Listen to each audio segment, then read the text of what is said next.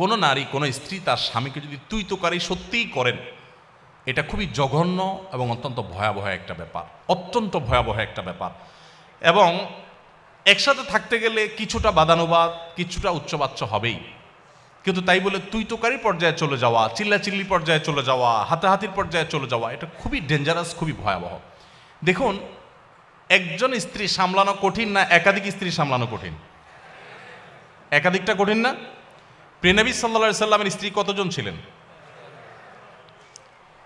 এতজন স্ত্রী থাকার পরও আল্লাহ নবী সাল্লাল্লাহু আলাইহি সাল্লাম জীবনে একবারের মতো তার কোনো স্ত্রীদের সামনে চিল্লাচিল্লি করেছেন, গায়ে হাত দেওয়া তো পরের বিষয়, কখনো চিল্লাচিল্লি করেছেন নাউজুবিল্লাহ, এরকম একটি কথা কোনো জাল হাদিস দ্বারাও পাওয়া যায় না। তার মানে কি তাদের মধ্যে কিছু হয় নাই? বহু কিছু হয়েছে, এমন এমন জিনিস হয়েছে আমরা মনে করি যে কিছুই হয় নাই, বহু কিছু হয়েছে। হ্যাঁ, বহু কিছু বলতে আমরা যেগুলো মনে করি এরকম না, মানুষ হিসাবে তাদের মধ্যে অনেক কিছু হয়েছে।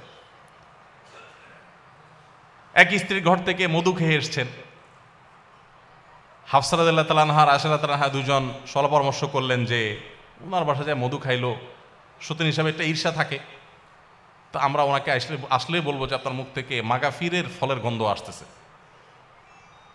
ঠিক ওই প্ল্যান অনুযায়ী রাসূল আকরাম সাল্লাল্লাহু আলাইহি ওয়াসাল্লাম আসার পর বলতেছে, আপনি কি মাগাফির খাইছেন?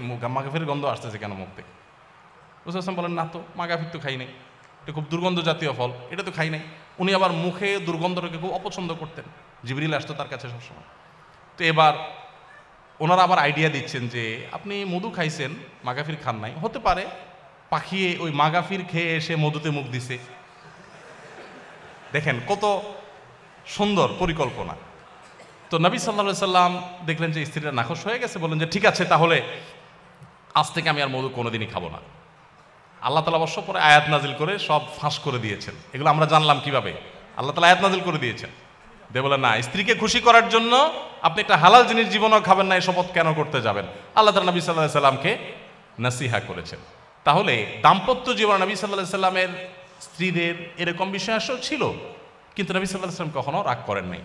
তো একইভাবে আমাদের স্বামীদেরও উচিত স্ত্রীদের সাথে সুন্দর আচরণ করা, স্ত্রীদের উচিত স্বামীদের সাথে সুন্দর আচরণ করা। ভালো করে শুনে রাখেন, অনেক মহিলা আছে লম্বা লম্বা তসবিহ পড়েন, ঘন্টা ঘন্টা কোরআন তেলাওয়াত করেন, ওয়াজ একটার পর একটা ভিডিও শুনতে থাকেন, শুনতে থাকেন, শুনতে থাকেন, এমনকি রান্না করেন তখনও ভিডিও চালাই দিয়ে তারপরে শুনেন, মাগার স্বামীর সাথে দুর্ব্যবহার করেন, স্বামীর কথা শুনেন না। আছে না নাই? এখানে যদি পুরুষ বেশি, অতএব পুরুষের ঠিকের পরিমাণ বেশি হবে, এটাই স্বাভাবিক। কিন্তু শুনেন, আমি একটা কথা প্রায় বলি, আমাদের বোনদের জন্য তিতা করল্লার মতো আমল হলো স্বামীর আনুগত্য করা, স্বামীকে শ্রদ্ধা করা। তিতা করল্লা খেতে কষ্ট হলেও, করলার রস চিবায় খেতে কষ্ট হলেও অনেক দুরারোগ্য ব্যাধির উপশম হয়। ঠিক একইভাবে আপনি যদি জান্নাত পেতে চান, আপনার স্বামীর অনেক কিছু অপছন্দনীয় হলেও যতক্ষণ পর্যন্ত সে আপনাকে কোরআন হাদিস বিরোধী কিছু করতে না বলবে, ততক্ষণ পর্যন্ত তাকে মেনে চলা, শ্রদ্ধা করা, এটা আপনার কর্তব্যের অংশ। স্বামী তো পরের কথা, যে কোনো বয়সে বড় মানুষকেই তো শ্রদ্ধা করতে হয়, না হলে তো নবী সাল্লাল্লাহু আলাইহি ওয়াসাল্লামের উম্মতি থাকতে পারে না সে। আমি এরকম বহু মহিলার কথা জানি যে শুধু বোরকা পরেন না, হাত মোজা পা মোজা মেনটেন করেন, তাহাজ্জুদও পড়েন, জিকির আজকার করেন, তেলাওয়াত করেন, ওয়াজ শুধু শুনেন না, ওয়াজ মানুষকে করেনও, মাগার ওনার স্বামীর প্রতি তিনি দায়িত্বশীল স্ত্রী না। কখনো এই মা নারী আল্লাহর কাছে প্রিয় বান্দী হতে পারবে না। ইসলাম যে সুন্দর একটা পরিবার ব্যবস্থাপনা আমাদের দিয়েছে, এটার মূল মন্ত্রটা এখানে যে স্বামীকে তার স্ত্রীর প্রতি সর্বোচ্চ সদ্ব্যবহার করার নির্দেশ করা হয়েছে, আবার স্ত্রীকে স্বামীর প্রতি রেসপেক্ট করতে বলা হয়েছে। সবাই যার যার জায়গায় সর্বোচ্চ ভালো হওয়ার চেষ্টা করবে। এবং স্বামীদের ব্যাপারে নবী সাল্লাল্লাহু আলাইহি ওয়াসাল্লাম কত বড় কথা বলেছেন যে তোমাদের ভিতরে সবচাইতে উত্তম মানুষ সে যে তার ফ্যামিলির কাছে, স্ত্রীর কাছে ভালো। এবং নবীজি কত বড় মানে উচ্চ পর্যায়ের সদাচরণ তার ছিল যে তিনি বলছেন ওয়ানা খায়রুকুম লি আহলি, স্ত্রীর কাছে ভালো থাকার ক্ষেত্রে তোমাদের যে কারোর চাইতে আমি আমার পরিবার স্ত্রীদের কাছে আমি ভালো।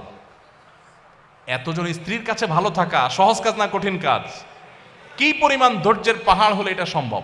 অতএব স্বামী স্ত্রী উভয়ের প্রতি দায়িত্বশীল হওয়া উচিত। বিশেষ করে মা বোনরা তথাকথিত বরবাদ হয়ে যাবে। আল্লাহকে সন্তুষ্ট করবার জন্য নিজের কাছে ভালো না লাগলেও দাঁত খিচে সবর করে হলেও নিজের স্বামীকে শ্রদ্ধা করতে শিখুন। আপনাকে ওরা উস্কানি দিবে, আর রেখে দাও, ছেড়ে যাও ওকে, কারোর পায়ের উপরে কারোর উপরে তোমাকে নির্ভর হয়ে থাকতে হবে নাকি? ওরা উস্কানি দিয়ে আপনাকে বের করে দিবে।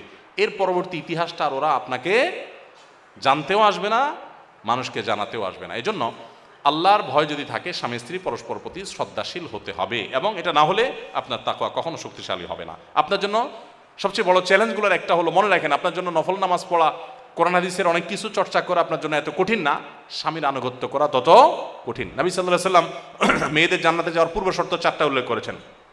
ইজা সাল্লাতিল মারআতু খামসাহা ওয়া সামাত শাহরাহা ওয়া আতাআত যাওজাহা ওয়া হাফিজাত ফারজাহা। 5 ওয়াক্ত নামাজ যখন নারীরা ঠিকমতো পড়বে, রমজান রোজাগুলো যখন ঠিকঠাক মতো রাখবে, এবং স্বামীর আনুগত্য, কথা মেনে চলবে, এবং নিজের ইজ্জত সম্ভ্রমকে হেফাজত করবে, এই 4টা কাজ যদি ঠিকমতো করে, সোশ্যাল মিডিয়াতে অ্যাক্টিভিটিসের মাধ্যমে বেপর্দা করে না, বাইরে বেপর্দা হয়ে যায় না, অন্য মানুষদের সাথে যোগাযোগ করে না, স্বামীর অন্যায় নির্দেশ যতক্ষণ না হয় ততক্ষণ পর্যন্ত তার আনুগত্য করে চলে, এগুলো যদি হয় তাহলে সেই ব্যক্তির জন্য জান্নাত অনেক সহজ। আমাদের মা বোনদেরকে আল্লাহ তাআলা আমলটা কঠিন হলেও করার তৌফিক দান করুন।